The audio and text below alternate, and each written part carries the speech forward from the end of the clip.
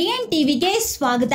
ವೀಕ್ಷಕರೇ, ಬಿಜೆಪಿ ರಾಜ್ಯಾಧ್ಯಕ್ಷ ಬಿವೈ ವಿಜಯೇಂದ್ರ ಅವರ ವಿರುದ್ಧ ಸಿಡಿದೆದ್ದಿರುವ ಶಾಸಕ ಬಸನಗೌಡ ಯತ್ನಾಳ್ ಅವರಿಗೆ ಈಗಾಗಲೇ ಹೈಕಮಾಂಡ್ ಶೋಕಾಸ್ ನೋಟಿಸ್ ಅನ್ನು ನೀಡಿದೆ. ಅದರ ಜೊತೆಗೆ ವಿಜಯೇಂದ್ರ ಬಣದ ನಾಯಕರು ಪಕ್ಷದಿಂದ ಅವರನ್ನ ಉಚ್ಚಾಟನೆ ಮಾಡಲೇಬೇಕೆಂದು ಹಠಕ್ಕೆ ಬಿದ್ದಿದ್ದಾರೆ. ಇನ್ನೊಂದು ಕಡೆ ಪಕ್ಷದಲ್ಲಿ ತಟಸ್ಥರಾಗಿ ಉಳಿದಿರುವ ಕೆಲವು ನಾಯಕರು ಯಾರನ್ನೂ ಉಚ್ಚಾಟನೆ ಮಾಡುವುದು ಬೇಡ, ಅದು ಈಗಿನ ಸಮಸ್ಯೆಗೆ ಪರಿಹಾರವಾಗಲಾರದು. ಆದ್ದರಿಂದ ಎಲ್ಲರನ್ನ ಒಂದಾಗಿಸಿಕೊಂಡು ಪಕ್ಷವನ್ನ ಸಂಘಟನೆ ಮಾಡೋಣ ಎಂಬ ಅಭಿಪ್ರಾಯವನ್ನ ಮುಂದಿಡುತ್ತಾ ಇದ್ದಾರೆ.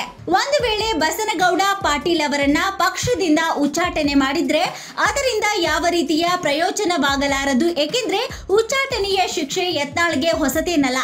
ಈ ಹಿಂದೆ ಅವರು ಪಕ್ಷವನ್ನ ಬಿಟ್ಟು ಹೋದವರೇ. ಹಾಗೆ ಅವರನ್ನ ಮತ್ತೆ ಪಕ್ಷಕ್ಕೆ ಕರೆತಂದವರು BS ಯಡಿಯೂರಪ್ಪನವರೇ. ಆದರೆ ಈಗ ಯಡಿಯೂರಪ್ಪನವರೇ ಅವರ ಶತ್ರುಗಳಾಗಿರುವುದು ವಿಪರ್ಯಾಸವೇ ಸರಿ.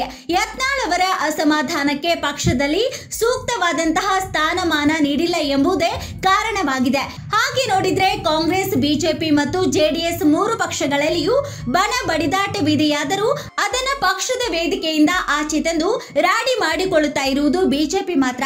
ಶಿಸ್ತಿನ ಪಕ್ಷವೆಂದು ಬೆನ್ನು ತಟ್ಟಿಕೊಳ್ಳುತ್ತಲೇ ಬರುತ್ತಿರುವ ಕಮಲ ನಾಯಕರು ಇದೀಗ ನೇರವಾಗಿ ಸಮರಕ್ಕೆ ಇಳಿದಿದ್ದಾರೆ. ಸದ್ಯ ವಿಜಯೇಂದ್ರ ಮತ್ತು ಯತ್ನಾಳ್ ಬಣಗಳಲ್ಲಿ ಕೆಲವರು ಕಾಣಿಸಿಕೊಂಡರೆ ಮತ್ತೆ ಕೆಲವರು ತಟಸ್ಥರಾಗಿದ್ದಾರೆ. ಆದರೆ ಏನೇ ಆದರೂ ಅಂತಿಮವಾಗಿ ಪರಿಣಾಮ ಬೀರುವುದು ಪಕ್ಷಕ್ಕೆ ಎಂಬುದು ನಿಜ. ಕೇಂದ್ರದಲ್ಲಿ ಆಡಳಿತವನ್ನ ಹೊಂದಿ ಹಲವು ರಾಜ್ಯಗಳಲ್ಲಿ ಅಧಿಕಾರ ಪಡೆದಿರುವ ಬಿಜೆಪಿಗೆ ರಾಜ್ಯದಲ್ಲಿ ಇಂತಹದೊಂದು ಶೋಚನೀಯ ಪರಿಸ್ಥಿತಿ ಬಂದಿದೆ ಎಂದರೆ ಅದನ್ನು ಒಪ್ಪಿಕೊಳ್ಳುವುದಕ್ಕೆ ಮುಖಂಡರು, ಪಕ್ಷದ ಮತ್ತು ಹಿಂದೂ ಸಂಘಟನೆಯ ಕಾರ್ಯಕರ್ತರಿಗೆ ಕಷ್ಟವಾಗ್ತಾ ಇದೆ. ಅಸಲಿಗೆ ರಾಜ್ಯದಲ್ಲಿ ಬಿಜೆಪಿ ಅಧಿಕಾರದಲ್ಲಿದ್ದಾಗಲೇ ಹಿಂದೂ ಕಾರ್ಯಕರ್ತರು ಸಾವನ್ನಪ್ಪಬೇಕಾಗಿ ಬಂದಿತ್ತು. ಇದು ಅವತ್ತಿನ ಬಿಜೆಪಿ ಅಧ್ಯಕ್ಷ ನಳಿನ್ ಕುಮಾರ್ ಕಟೀಲ್ ಮತ್ತು ಇತರೆ ಪಕ್ಷದ ನಾಯಕರ ವಿರುದ್ಧ ಹಿಂದೂ ಪರ ಸಂಘಟನೆಗಳು ತಿರುಗಿ ಬೀಳುವಂತಾಗಿತ್ತು. ಅವತ್ತಿನ ದಿನಗಳಲ್ಲಿ ಹಿಂದೂ ಪರವಾಗಿ ಮತ್ತು ತಮ್ಮದೇ ಸರ್ಕಾರದ ಮುಖ್ಯಮಂತ್ರಿಯಾಗಿದ್ದ ಬೊಮ್ಮಾಯಿಯ ವಿರುದ್ಧ ಟೀಕೆಗಳನ್ನ ಮಾಡಿದ್ರೆ ಅದು ಶಾಸಕ ಬಸನಗೌಡ ಯತ್ನಾಳ್ ಮಾತ್ರ. ಉಳಿದಂತೆ ಅಂದಿನ ಸಂಸದರಾಗಿದ್ದ ಪ್ರತಾಪ್ ಸಿಂಹ ಕೂಡ ಧ್ವನಿಯನ್ನ ಎತ್ತಿದ್ರು. ಆದ್ರೆ ಹಿಂದೂ ಪರ ಸಂಘಟನೆಗಳ ಸಹಕಾರದಿಂದ ಅಧಿಕಾರಕ್ಕೆ ಬಂದ ಬಿಜೆಪಿ ಹಿಂದೂ ಸಂಘಟನೆಗಳ ಪರವಾಗಿ ನಿಂತಿಲ್ಲ ಎಂಬ ಅಸಮಾಧಾನಗಳು ಇದ್ದಾವೆ. ಅದರ ಪರಿಣಾಮಗಳು ಏನಾಯಿತು ಎಂಬುದು 2023ರ ವಿಧಾನಸಭಾ ಚುನಾವಣೆಯಲ್ಲಿ ಗೊತ್ತಾಗಿದೆ. ವಿರೋಧ ಪಕ್ಷದಲ್ಲಿ ಕುಳಿತಿರುವ ಬಿಜೆಪಿಯ ನಾಯಕರು ಇವತ್ತು ಒಗ್ಗಟ್ಟಾಗಿ ಆಡಳಿತಾರೂಢ ಕಾಂಗ್ರೆಸ್ ಅನ್ನ ಎದುರಿಸಬೇಕಾಗಿತ್ತು. ಆದರೆ ಪಕ್ಷದೊಳಗೆ ನಾಯಕರಲ್ಲಿರುವ ಅಸಮಾಧಾನ ಭುಗಿಲೆದ್ದಿದ್ದು ಬಣಗಳಾಗಿ ಪರಿವರ್ತನೆಗೊಂಡಿವೆ.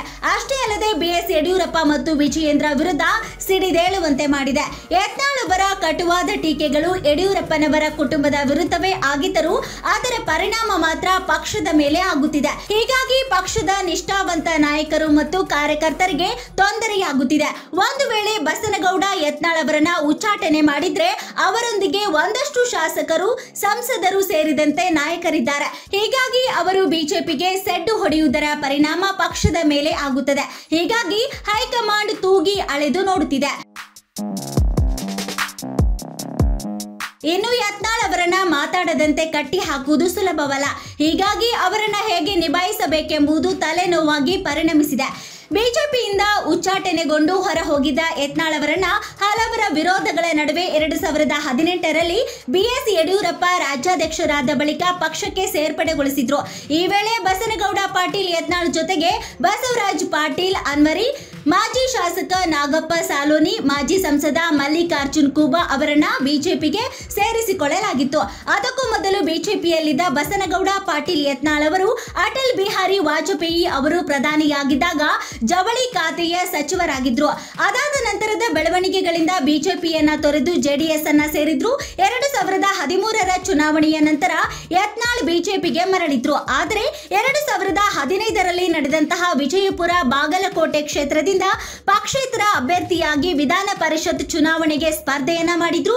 ಇದಕ್ಕಾಗಿ ಅವರನ್ನ ಪಕ್ಷದಿಂದ 6 ವರ್ಷಗಳ ಕಾಲ ಉಚ್ಚಾಟನೆ ಮಾಡಲಾಗಿತ್ತು. ಮತ್ತೆ 2018ರಲ್ಲಿ ಬಿಜೆಪಿಗೆ ಸೇರ್ಪಡೆಗೊಳಿಸಲಾಗಿತ್ತು. ಅಲ್ಲಿಂದ ಇಲ್ಲಿಯವರೆಗೆ ಬಿಜೆಪಿಯಲ್ಲಿರುವ ಯತ್ನಾಳ್ ಕಳೆದ 5-6 ವರ್ಷಗಳಲ್ಲಿ ವಿರೋಧ ಪಕ್ಷಕ್ಕಿಂತ ಹೆಚ್ಚಾಗಿ ಸ್ವಪಕ್ಷದವರನ್ನ ಟೀಕಿಸಿರುವುದೇ ಹೆಚ್ಚು. ಈಗಿನ ಪರಿಸ್ಥಿತಿಯಲ್ಲಿ ಯತ್ನಾಳ್ ಬಿಜೆಪಿ ಪಾಲಿಗೆ ನುಂಗಲು ಆಗದ ಉಗುಳಲು ಆಗದ ಬಿಸಿ ತುಪ್ಪ ಎಂದರೆ ತಪ್ಪಾಗಲಾರದು. ಮತ್ತಷ್ಟು ಸುದ್ದಿಗಳಿಗಾಗಿ ನೋಡ್ತಾ ಇರಿ BN TV. ಲೈಕ್ ಮಾಡಿ, ಶೇರ್ ಮಾಡಿ, ಸಬ್ಸ್ಕ್ರೈಬ್ ಮಾಡಿ. ಇದು ನಿಮ್ಮ ಧ್ವನಿ.